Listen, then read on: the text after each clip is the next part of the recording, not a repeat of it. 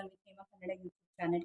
ಇವತ್ತು ನಾನು interesting topic ತಂದಿದ್ದೀನಿ. ಬನ್ನಿ ಅದೇನು ಅಂತ ಹೇಳ್ತೀನಿ.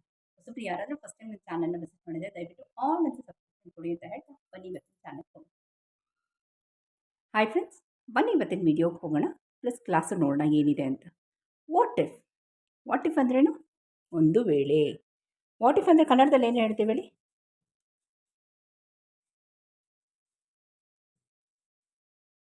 ಒಂದು ವೇಳೆ ಇದಾಗಲಿಲ್ಲ ಅಂದರೆ ಏನಾಗುತ್ತೆ?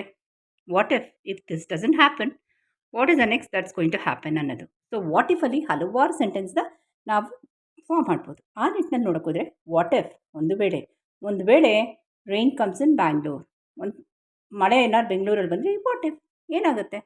ಒಂದು ವೇಳೆ ಮಳೆ ಬಂತು, ಸೊ ಬಂತು, ಸೊ ವಾಟ್ ಇಫ್ ಇದರಿಂದ ಏನಾಗುತ್ತೆ?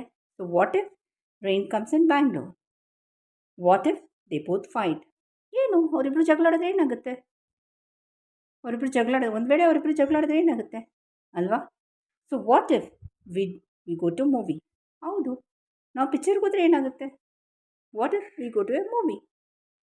What if they both fight, what if we go to a movie, ಹೌದು ನಾವು ಪಿಕ್ಚರ್ಗೆ ಹೋದರೆ ಏನು? What if we dance, what if I can teach, ನಾನು ಹೇಳ್ಕೊಟ್ರೆ ಏನಾಗುತ್ತೆ? ಒಂದು ವೇಳೆ ನಾನು ಹೇಳ್ಕೊಟ್ರೆ ಏನಾಗುತ್ತೆ?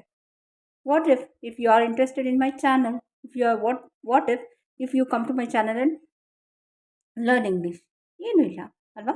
ಸೊ ಒಂದು ಪದ ಅಂದರೆ ಒಂದು ವೇಳೆ ಇದಾದರೆ ವಾಟ್ ಇಸ್ ನೆಕ್ಸ್ಟ್, ಒಂದು ವೇಳೆ ಇದಾದರೆ ವಾಟ್ ಇಸ್ ನೆಕ್ಸ್ಟ್ ಅಂದರೆ what if rain comes in Bangalore, what if they both fight, what if we go to a movie, what if we dance, what if I can teach, what if you are interested in my channel. ಓಕೆನಾ?